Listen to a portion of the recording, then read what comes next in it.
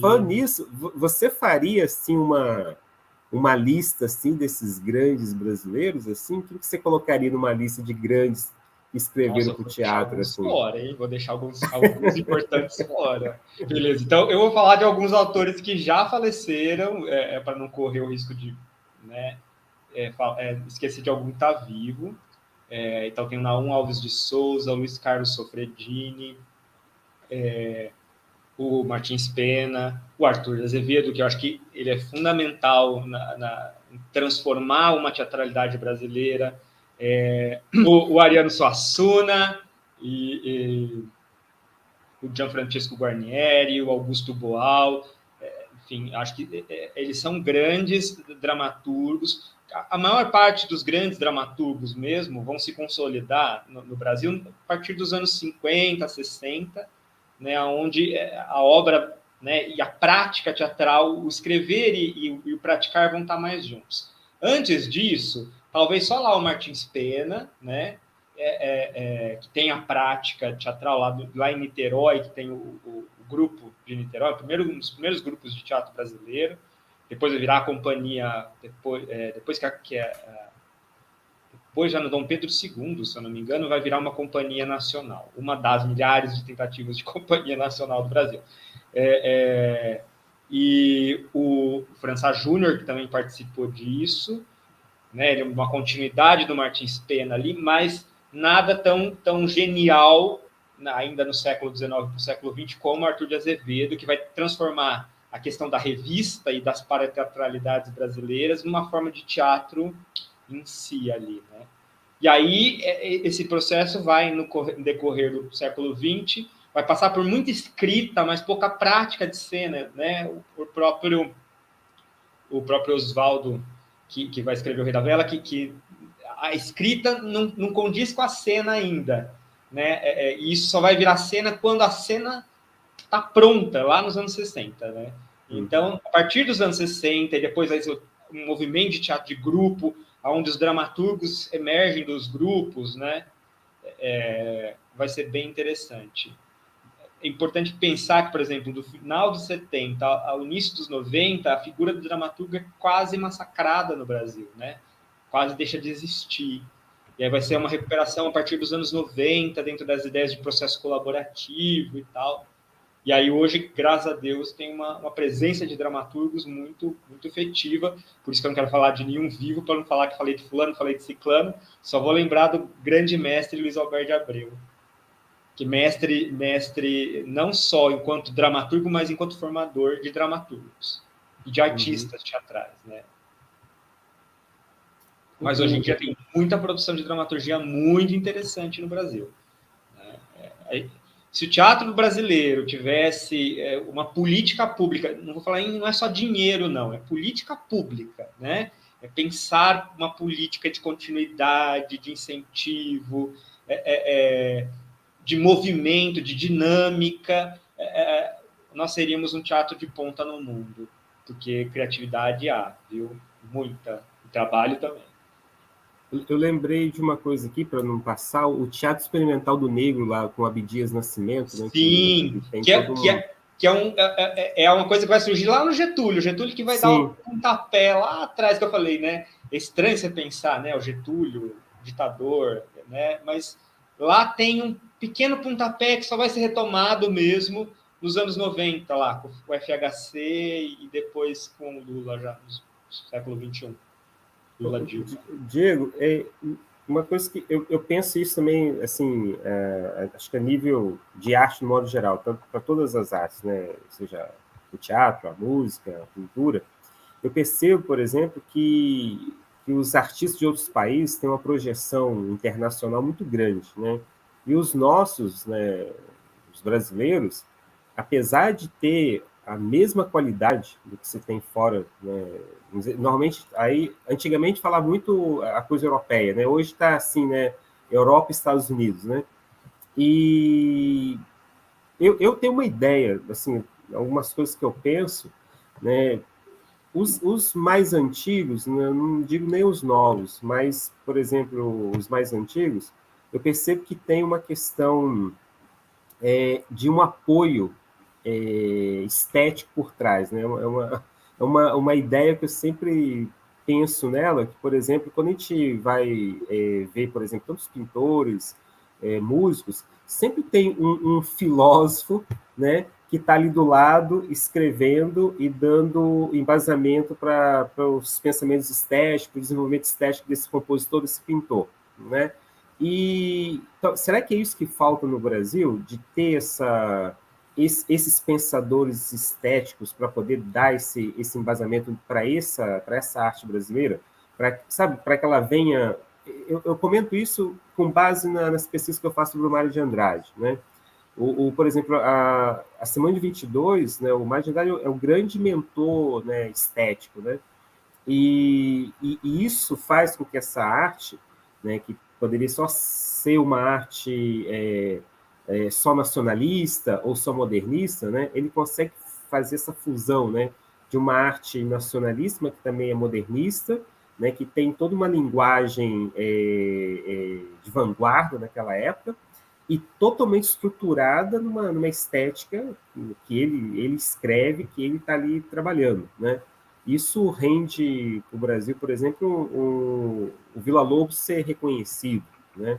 Porque tem toda uma estrutura aí né? Apesar de talvez as pessoas não entenderem assim, mas eu entendo um pouco assim, né? Que tem um pouco muito dessa mão do Mário de Andrade. E isso vai tanto para a pintura, né? Para a parte da literatura, né? E dois discípulos importantes aí do Mário de Andrade, que é o Guarnieri e o Mione, também tem uma projeção fora do país, né? Por exemplo, o Guarnieri, muito nos Estados Unidos, ganha vários concursos nos Estados Unidos, tem a obra executada nos Estados Unidos, e o Mione aqui na Europa, né? Tem obras executadas na Alemanha, na Itália, aqui na Espanha. Você acha que falta um pouco isso, talvez, de ter essas pessoas que brigam pelos artistas brasileiros, que não só os artistas, porque a gente está brigando por nós, né? Mas será que não falta mais alguém, sabe?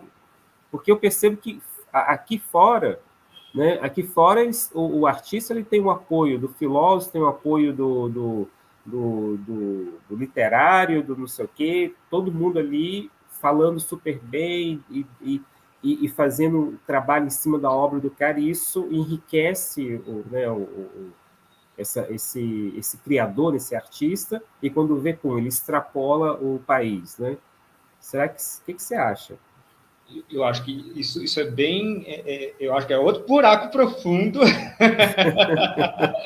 Eu acho que sim, eu acho que no teatro tem uma questão que é a questão da língua, né? Isso é uma dificuldade mesmo, né? Que se apresenta. Uhum. Mas eu acho que assim, a gente vai cair aí numa questão que os nossos círculos acadêmicos são pequenos, né? Então, assim, agora temos mais universidades, mas poucas universidades. Pensar o Mário como um mentor de uma geração que estava procurando, né, 100 anos de Brasil, uma identidade brasileira, né? Agora a gente está tentando buscar uma sobrevivência. Isso é complicado. A gente está tentando botar o pão na mesa, não dá para pensar em outra coisa antes de botar o pão na mesa, né? Ele, né? Eu acho que sim, ele vai funcionar como essa mola, esse esteio, né? Esse esteio importante, né? Isso também volta lá nos anos 60, né? Os círculos de intelectuais e tal. E eu acho que não se ampliou tanto dos anos 60 para depois os círculos de intelectuais. Continuou reduzido, pouca universidade, pouca gente na universidade, né? Ainda é muito restrito, né? Não mudou tanto assim também. E isso gera uma questão de que o acadêmico pode falar, o filósofo, o literato, o professor universitário, mas vai ficar restrito no pequeno círculo dele. Isso não vai chegar, porque a academia também não chega, né? Agora, né? Talvez agora, numa batalha que a ciência está tendo de ter que se provar real e necessária, ela chegue um pouco mais na população. né? Mas também não, e também daí dá para você entender porque as pessoas não acreditam na ciência, falam que a Terra é plana, que a vacina, sei lá o quê, né? Porque ficou muito preso, é muito restrito. E a arte brasileira também é. Né? O que não é restrito, o que é de consumo de massa, faz parte de uma cultura brasileira, mas uma cultura brasileira vendida os seus pacotinhos aí, e aí, ok, tá empregando gente, quem sou eu para falar mal, né? Tá pagando salário, tá sustentando famílias de gente, ok, né? Mas alguém tá lucrando muito mais do que só essas pessoas que estão trabalhando, é óbvio. Então, Zé, eu acho que o problema ele é antes, sabe? A gente não ter um diálogo social de verdade, grande, efetivo. Até acho que isso também é um motivo de não ter público no teatro, né? Não só no teatro, né? Em outras artes também.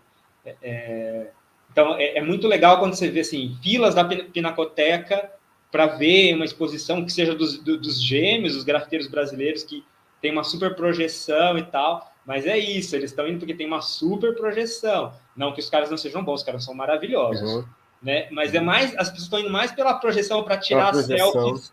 Né? Olha, eu estou aqui na exposição. Né?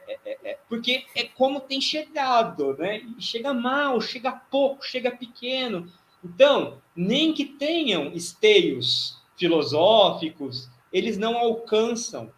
Eles não são suficientes, eu acho, né? Posso estar falando um absurdo aqui, vocês me perdoem. Eles não alcançam efetivamente, ou não têm alcançado. Esperamos que, sei lá, essa pandemia, né, a besta apocalíptica que está no governo, nos faça repensar isso profundamente.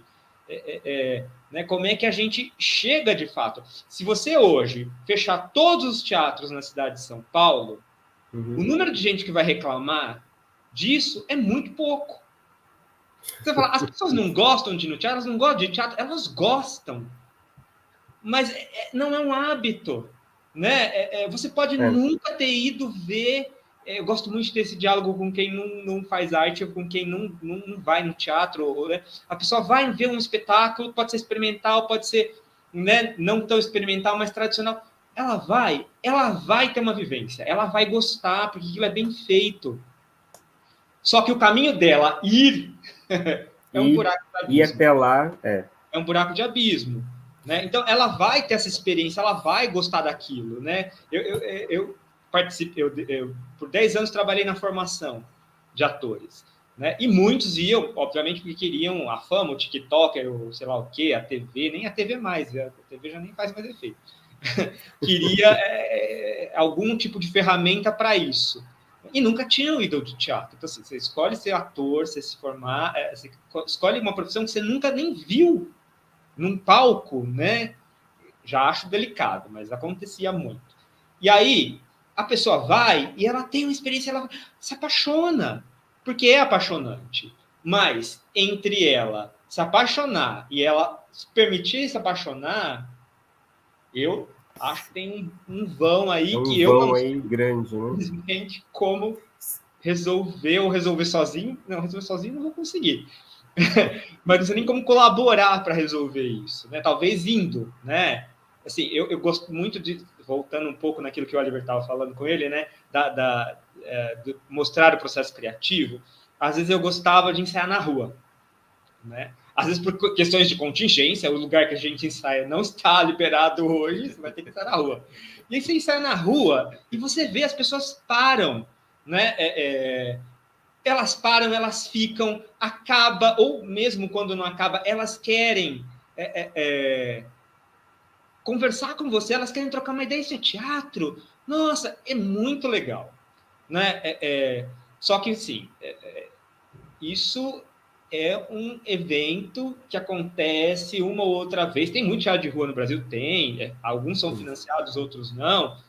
Né? Mas não supre, gente, não supre, né? E a continuidade do negócio, a falta de continuidade, né, faz com que não tenha esse projeto, né? Não tem um projeto. Né? Eu não sei se eu te respondi. Não seria uma questão de linguagem, porque toda arte é linguagem, né? Eu diria assim, será que porque não é tão necessário para a vida do cidadão, né? E aí eu não estou falando só do teatro, a gente pode colocar outras atividades artísticas também. A música segue o mesmo caminho, né? Principalmente aquela que se chama erudita, que é aquela mais profunda, como é o caso do teatro. Será que não é uma questão de necessidade mesmo, né? É uma linguagem que as pessoas não querem dominar porque não seria talvez mais necessário por conta do que se coloca na TV, no YouTube da vida. Aí, o que você acha? Acho que essa necessidade que é preenchida por outras coisas, assim, sim. Acho que sim. Acho que é muito isso. Mas eu acho que ainda é possível, né, a pessoa descobrir que aquilo é necessário, né? Ouvir. Eu sei que vai parecer bem clichê isso que eu vou falar, tá? Perdão, vocês músicos. Mas ouvir um cara tocando violino no metrô, cara. Agora tá rolando uma coisa aqui em São Paulo, que são, pelo menos rola aqui no meu bairro, eu moro na Pompeia. Uns trompetistas e trompetistas saxofonistas, eles param na frente dos prédios grandes e tal, ficam tocando, tá lá com chapéu, as pessoas descem, jogam, né? As pessoas, elas se ligam, elas param, saem na janela, elas sentem essa necessidade. Talvez elas não saibam que elas têm essa necessidade. Sim. Por isso que eu falei que é clichê, desculpa o exemplo clichê, músico. Sim, sim. Mas quando você está no metrô e um cara tá tocando violino, aquilo é magnífico, te acorda daquela sua vida horrorosa, daquele bode que você pode estar, do seu celular que você não descola, né? O Diego, tem uma outra coisa também, Oliver, por exemplo, essa plataforma aí, TikTok, eu nunca entrei, mas eu já vi, né, tem uns alunos, né, tem alunos adolescentes que o tempo inteiro tá com o celular na mão, eu tenho que, vamos começar a trabalhar, guarda o celular. E normalmente alguns estão com esse TikTok. E já me contaram que, por exemplo, o negócio tem que ter uma duração muito pequena, né, de, sei lá, até 1 minuto, sei lá o quê, né? Isso daí pode ser um problema sério, né? Porque, por exemplo, uma pessoa está acostumada a manter a concentração dela e se interessar por uma coisa que a duração máxima é de 1 minuto, como é que ela vai para uma peça de teatro que vai durar vários minutos? Eu, por exemplo, não tenho muito mais paciência. Olha, eu sou um profissional do teatro, de ver espetáculos de mais de 1 hora. Me cansa profundamente. Me cansa. Né? É um hábito. Você cria, você está aqui, né? A gente está numa conversa, mas você está aqui, de repente, seu celular está vibrando do lado e não sei o que lá. E quando você tem 5 coisas que você está fazendo ao mesmo tempo, que agora nessa situação tela, né? As coisas pulam na sua tela, assim, elas vão. Mas você fala assim, não quero olhar para isso eu não vou ver, isso eu vou ignorar. Mas eles, eu também dou aula para adolescentes, né? É isso, né? Eles é o tempo inteiro, rápido, né? É rápido. Uma coisa que eu percebi que esse TikTok também tem uma coisa de copiar, muita cópia. Então, copia o movimento, copia o que o outro fez, copia a dancinha do outro, copia a interação que o outro fez, é muito pouco criativo. Eu já vou aproveitar, já vou fazer outra pergunta, e uma coisa que me chama a atenção nesse TikTok. Às vezes me mostraram o pessoal dançando, né? E me chamou a atenção que, na verdade, eles não estão dançando. É um negócio assim, com a mão, com o braço. Aí eu olhei e falei, pô, mas o corpo tá parado. Aí a pessoa mexe com a mão, mexe com o braço, faz umas caras e bocas, e aí de vez em quando mexe para cá, mexe para lá, pronto. É a dança. Eu falei, de dança aí não tem nada, né? E a outra coisa é quando eles estão pensando que estão fazendo algum tipo de teatro, é uma cópia de uma coisa que cada hora um faz do mesmo jeito, a mesma cópia, aí, né? É complicado. Aí eu te pergunto uma coisa, você, né, como professor, né? Tudo é válido ou esse pessoal teria que estudar teatro? Tem que estudar teatro, gente. Vamos ampliar a vida, né? Vamos... Eu acho que assim, todo mundo tinha que estudar teatro uma vez na vida. Até para você não parar na calçada entre a banca e o poste de óleo, de energia, com o seu cachorro. Você tem uma mínima noção de espaço. Né? Todo mundo tem que ter a vivência de experimentar teatro. Teatro é uma arte coletiva, eu acho que sim. Isso é uma das carências que a gente vive, né, nesse individualismo exacerbado. No Brasil, a gente vive um individualismo e uma falta de noção do coletivo que está aí, está dado na política, né, em todas as relações que a gente tem vivido.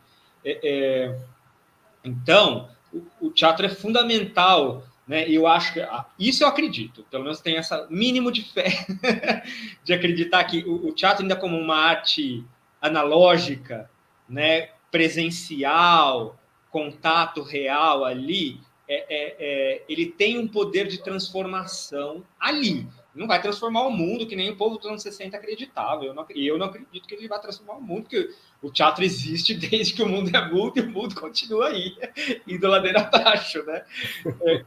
Mas eu acho que assim, ele tem um potencial de te transformar. Você que participa daquilo, seja como ator, seja como espectador participante, né? Então, assim, ele tem ainda essa potencialidade. Ele te oferece um contato direto, real, vivo, afetivo, coisa que, né, você não vai ter numa tela, numa mediação. Né? É um pouco como uma música que entra nos nossos ouvidos, ninguém segura, ela entra, ela arromba suas portas, ela vai, já atravessou, você não se consegue falar, não quero ouvir isso, né? Você tem que fugir daquele lugar para não ouvir. Então, ainda acho que o teatro tem essa potência, que eu acho que é a única coisa que vai salvar ele daqui para frente, na perspectiva que a gente está hoje. Né? E talvez eu diria que é uma necessidade do ser humano, a arte de uma forma geral, e claro, o teatro em si. Mas pensando nessa atividade do TikTok, penso que a gente não deveria ficar contente, até porque, veja bem, todos eles têm uma ferramenta na mão. O que está faltando é ter conteúdo. Né? Diferente do homem com a câmera na mão, que fez o primeiro filme lá, era um que tinha uma câmera que custava uma fortuna. Todo mundo tem um celular. Eu, na sala de aula, trabalhava com os meus alunos, fazia eles utilizarem o celular como ferramenta de produção. Né? E aí procurava várias linguagens. Né? Eu penso que é uma coisa positiva. O problema é que todo mundo tá voltado para esse mesmismo, né? que é colocado pela mídia e tal. Mas não sei o que você acha. Eu consideraria como um avanço, porque todos têm a ferramenta. Vamos criar coisas boas agora, daqui para frente, não sei. Não, eu concordo. Agora que a gente esteve afastado, nessa época pandêmica, a gente não pôde voltar ainda para o presencial em alguns momentos, a gente trabalhou via celular, né? via câmera, né? Ou notebook, ou celular e tal, mas é sempre pensando em ampliar essa gramática, né? Essas possibilidades, né? Oferecer algo que é autoral, que é próprio, né? Eu acho que é por aí mesmo, acho que é válido, eu acho que tem muito teatro, né, virtual que aconteceu nessa pandemia, por exemplo, e isso foi uma coisa muito rica, por exemplo, grupos que aqui em São Paulo talvez eu tenha a possibilidade de ver, porque eu estou em São Paulo, mas sei lá, se a pessoa mora no interior de São Paulo ou outra cidade, talvez não receba tantos grupos de Pernambuco, Pará, e aí você acaba descobrindo no teatro virtual, dentro de, óbvio, né, outras circunstâncias, grupos maravilhosos lá de Pernambuco, você fala, olha, e não é teatro filmado, é sempre uma proposição sempre provocativa, interessante, né? Por isso que eu falei, assim, acho que se a gente tivesse uma política de continuidade cultural, né? Eu acho que, assim, teria tudo para ser ponta do mundo de teatro. Estou falando de teatro porque é minha área, mas acho que em todas as áreas, né? A gente é bem criativo. Na música acontece isso também. Olha que legal. Essa pandemia eu conheci grupo do Pará, do Pernambuco, que eu não conhecia. Tinha um grupo do Pernambuco que eu já tinha visto espetáculos deles aqui. Mas a proposição deles, audiovisual, vamos chamar assim, né? É fenomenal. O Galpão, que é um grupo lá de Minas, lá das tuas terras, tradicional. Eles se reinventaram, eles fizeram uma radionovela, radionovela pelo Instagram. Não sei, a gente agora já não dá mais para dar definição. Né? Eles estão aí numa pesquisa muito doida de tentar fazer esse teatro virtual e muito bom, sempre com muita qualidade. Então você vai assim, né? Tem tanta coisa, né? Tanta potência para acontecer, e aí a gente às vezes acaba não conseguindo, né? Ou isso não chega em todo mundo. É a parte que dói. Viu, José? Eu acho que a gente está caminhando pela pergunta, né? Aquela que não quer calar, né? O que fazer nesse tempo de pandemia? Eu acho que automaticamente estamos caminhando para ela, né? Porque, apesar do desespero, parece que algumas experiências aí positivas estão nascendo, né? talvez, o que você acha? Você acha que pós-pandemia vai haver uma mudança dessa realidade? Nós vamos reabrir todos os teatros e vão lotar de gente? Ou, de repente, nós vamos manter essa forma de fazer esses eventos assim, diretos e à distância? Como que você... Eu acho que as coisas vão ficar um pouco híbridas, né? Vão ter mais intersecções virtuais e presenciais. Aqui em São Paulo, a pandemia acabou, segundo o governador. No Brasil, nem teve, segundo o presidente. Mas aqui está voltando o movimento dos teatros, os teatros musicais, né, já estão voltando e tal, com público, às vezes com público cheio. Então tende a haver uma retomada, né? Tem muita gente que tem medo mesmo de ir no teatro, no cinema, até de ir no shopping, tem gente que está com muito receio. Então, eu acho que ainda tem uma fase de adaptação onde o virtual vai prevalecer. Eu acho que quando voltar mais o presencial vai absorver algumas ferramentas interessantes que o virtual trouxe, né? Mas eu acho que tanto para o presencial quanto para o virtual é um desafio de trazer público, porque até o virtual, né, você entra para ver um espetáculo, tem 3 pessoas assistindo. Então, esse desafio de atrair público é do presencial e do virtual no pós-pandemia e de qualquer coisa que a gente pretenda fazer nesse país, né? Então, não sei, eu acho que o virtual vai trazer algumas ferramentas enriquecedoras. Sim. Penso. O Diego, aqui na Espanha tem percebido, por exemplo, uma coisa que, pelo menos, as pessoas me falam, é aquela necessidade de sair de casa, né? Porque teve o confinamento. Aqui foi muito forte na primeira parte, então a gente realmente não podia sair de casa, né? Só podia sair para ir na farmácia ou no supermercado, né? E assim, alguns colegas, né? Eu sempre fiz as coisas certinho, né? Eu ia lá no supermercado, voltava para casa, mas eu tinha alguns colegas que comentaram comigo que na volta do supermercado, né? Sentaram um pouquinho no banco da praça, né? Porque quanto tempo que não saí da casa, né? E essa pessoa me contou que estava ali com o carrinho, né? Tinha no supermercado mesmo, falou, poxa, deixa eu respirar um pouquinho aqui, né? E aí ele sentou, ele falou que não passou nem 2 minutos, veio o guarda, né? E falou, olha, por que você está sentado aí, né? Pode levantar e ir embora, né? E a outra coisa que me chamava muita atenção, né? Que às vezes, né, ficar na janela, isso eu estou falando do ano passado, assim, o período mais complicado aqui, né? Me chamava a atenção era a questão do pessoal passeando com o cachorro, né? Então, parecia que a família inteira descia com o mesmo cachorro. E tinha hora que você olhava para o cachorro e estava assim, não, eu não quero mais passear, não aguento mais, né? E todo mundo, né, dando volta. E quando começou, né, ter a abertura aqui, né, de começar a relaxar as restrições, então todo mundo queria ir para a rua, né? E eu pensei, poxa, que bacana, eu acho que quando puder vai voltar, né, o teatro, né, e tudo isso.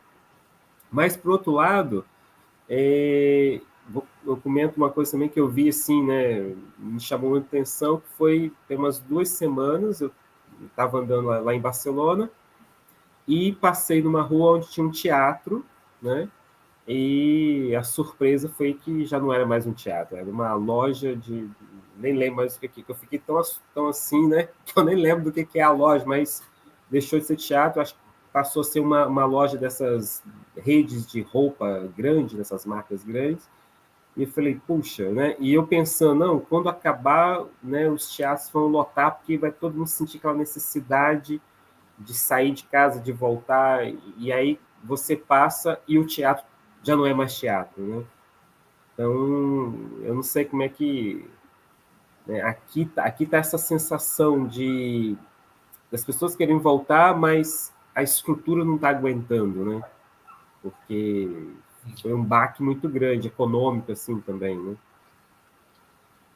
Eu não sei.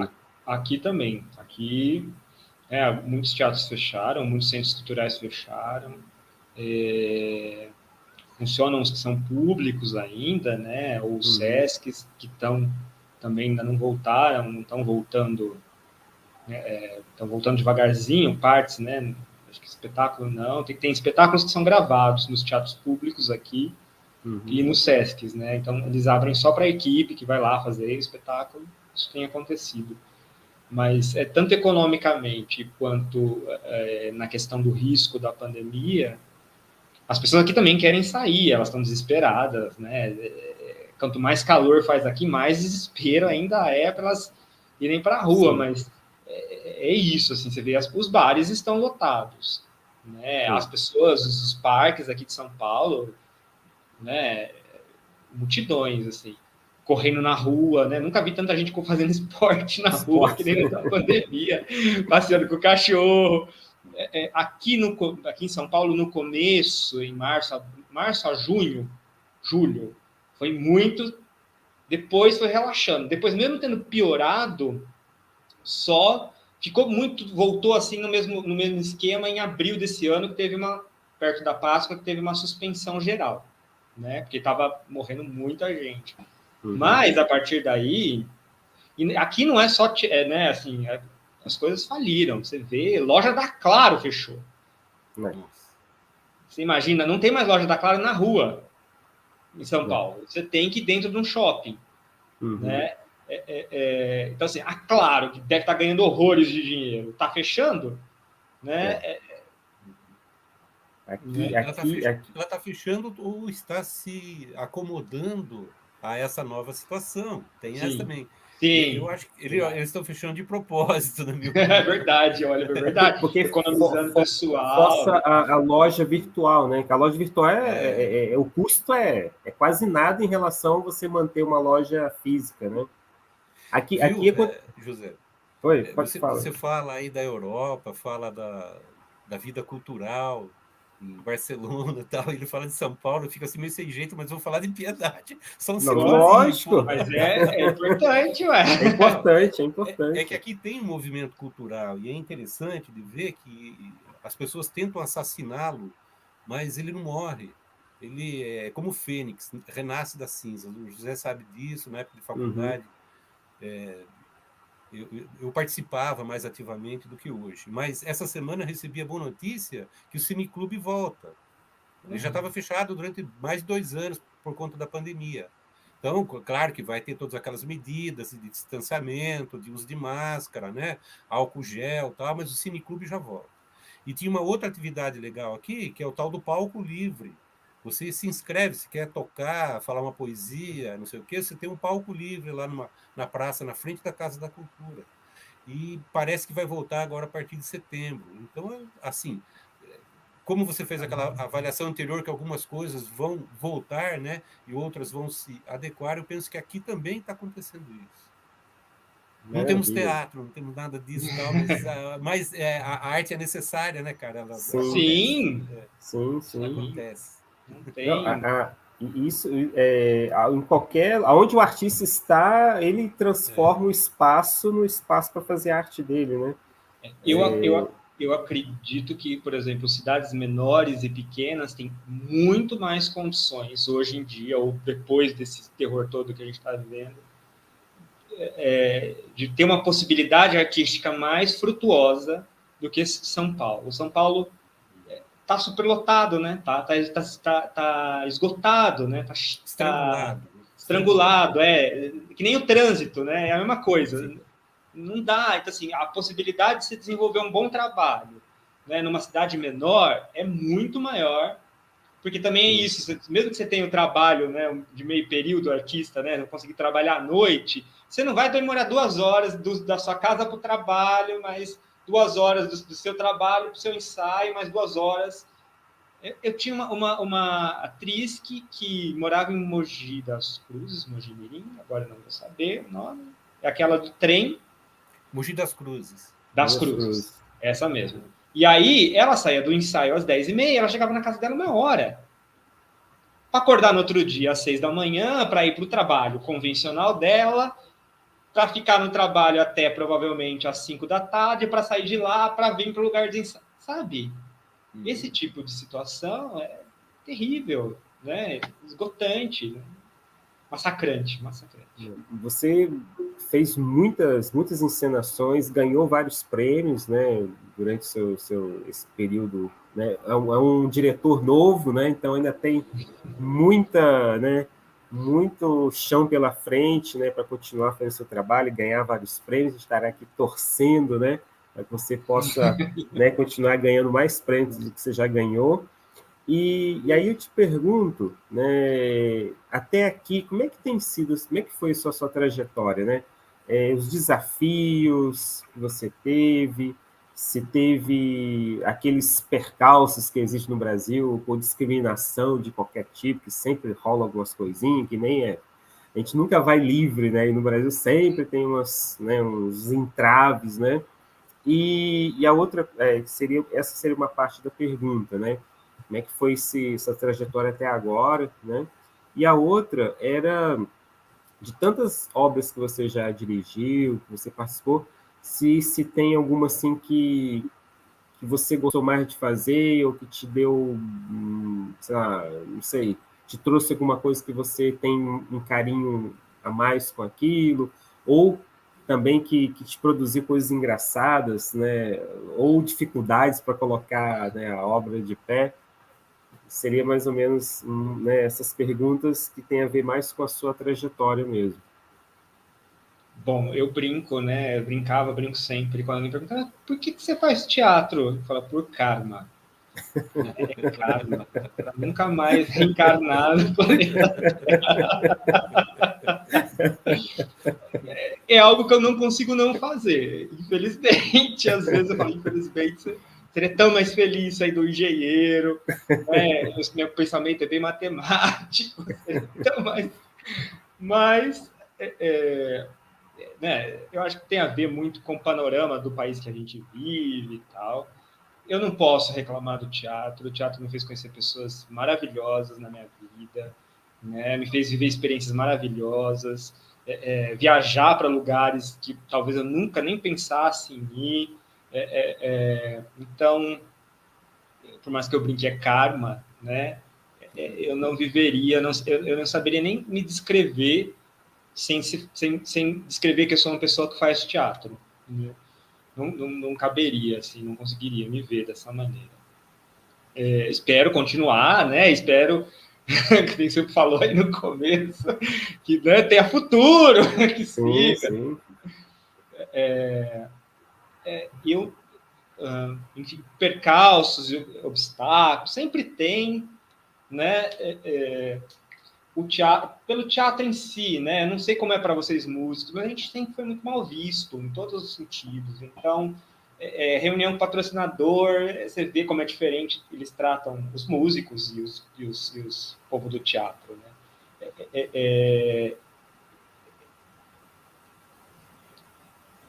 As instituições sempre olham para o teatro de uma maneira torta. Todo mundo gosta de teatro, é bom falar que é, né? Mas o teatro sempre incomoda, o teatro sempre não se encaixa bem. Então, sempre tem essa questão e tal. Mas, sei lá, acho que com o tempo você nem liga mais, sabe? Você fala, bacana, beleza, deixa pra lá.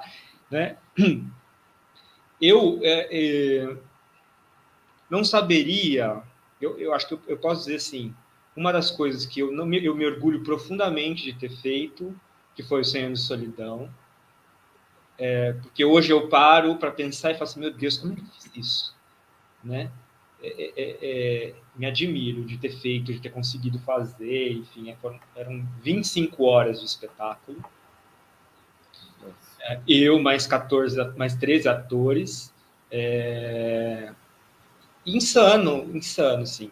Né? Aí, desde dormirmos no teatro, a gente dormia no teatro na época da montagem, a gente apresentou na oficina, né? Então a gente dormiu lá, porque você tem que montava todo o cenário, cada dia era um cenário diferente, às vezes tinham 3 cenários, cada dia tinha dias que tinham 3 episódios, então cada episódio tinha um cenário diferente, tinha figurinos diferentes, então, um trabalho gigantesco, que hoje eu paro e falo assim, gente, como é que eu fiz isso?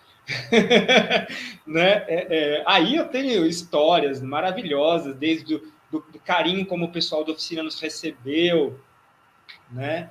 até o carinho que a gente viu eles tendo por aquele espaço.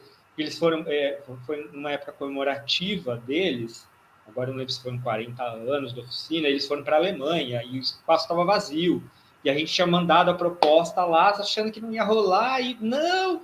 E receberam a gente de uma maneira sem palavras, incríveis. E aí, o dia que eles voltaram da Alemanha, quando eles desceram do ônibus, a primeira coisa que eles fizeram foi descer e beijar o chão daquele lugar. Né? Arrepiei, porque a gente estava lá, devia ser umas 2 da manhã, pendurando coisas, né? E vimos aquilo, né? E conversamos com eles, estavam cansados, a gente também, né? A experiência para a gente, para mim, foi eu não sei narrar, né? Não sei nem explicar como eu consegui. Se eu parar para pensar hoje com muita calma, não saberia. Graças aos meus companheiros, né, de equipe e tal. Não sei como a gente conseguiu, né? Esse eu guardo no meu coração, assim, né? É o que eu mais guardo no meu coração. Agora, as outras é que nem filho, você não pode falar que tem preferido. Né? Então, eu sempre falo assim, o último é sempre o melhor em relação ao outro. Não é verdade, porque às vezes, não estou falando do último em si, mas às vezes assim, a última peça que você fez, você fala assim, gente, deu tudo errado, tudo ruim, não era para ser assim. Né? Não é constante, né? Mas eu tenho muito carinho pelo solo Memórias do Rio do Dia também.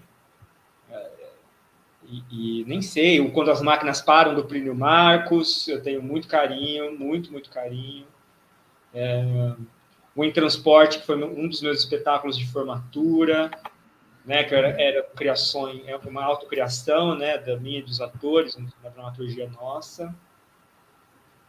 Não sei, Zé. Isso é muito complicado de responder. Isso eu acho que talvez eu sabia.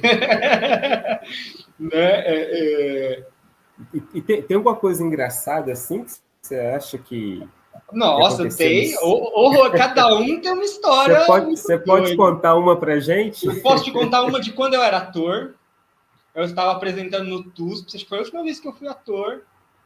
E o meu personagem, ele era um enfermeiro, era um espetáculo muito doido, muito doido, performativo, né?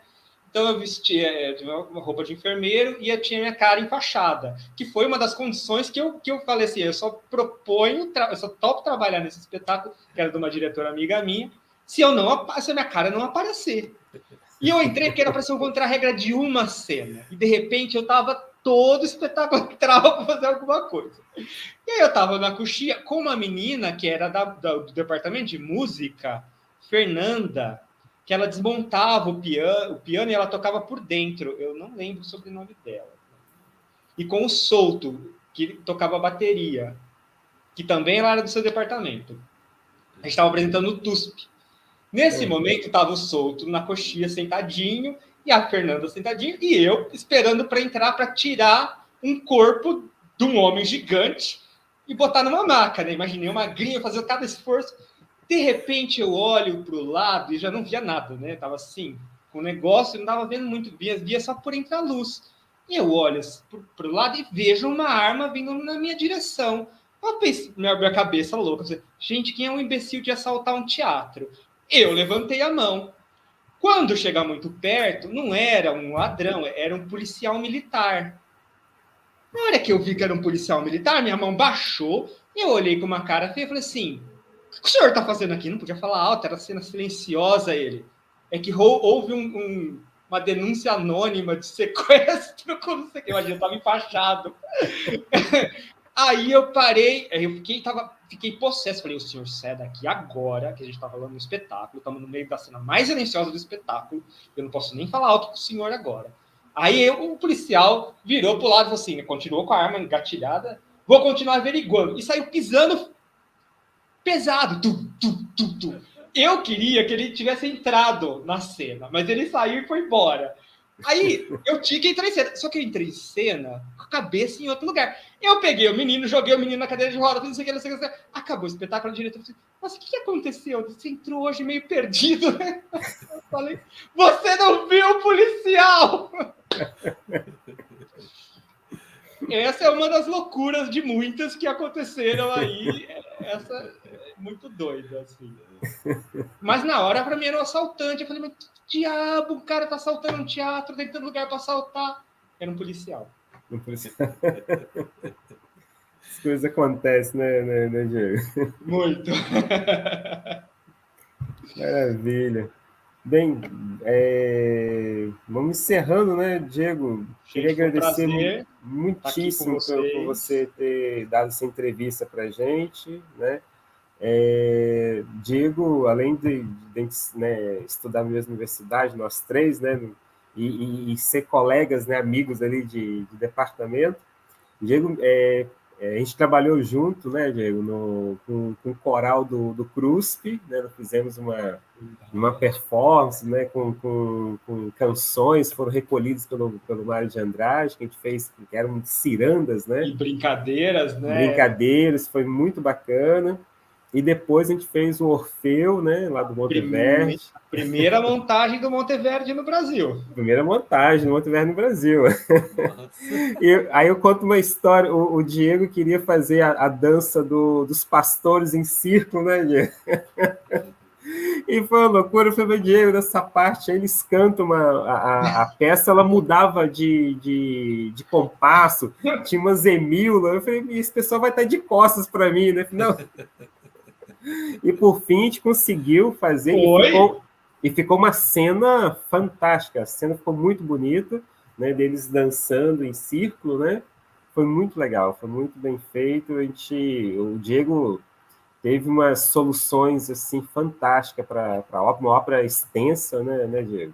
Sim. Né, que é um Orfeu, né? Bem grande. Foi um grande desafio para mim. Foi um desafio, mas foi assim fantástico, né? Foi muito legal. Né? Parabéns novamente por aquele trabalho. O trabalho era nosso, entendeu? Imagina. Foi muito bacana. Bem, é isso. Ó. Queria agradecer muitíssimo também o Oliver por estar aqui com a gente, ajudando a fazer essa entrevista com o Diego. Né? Muitíssimo obrigado, Diego, pela entrevista. Né? Agradeço você sobre teatro. Foi incrível, foi muito gostoso.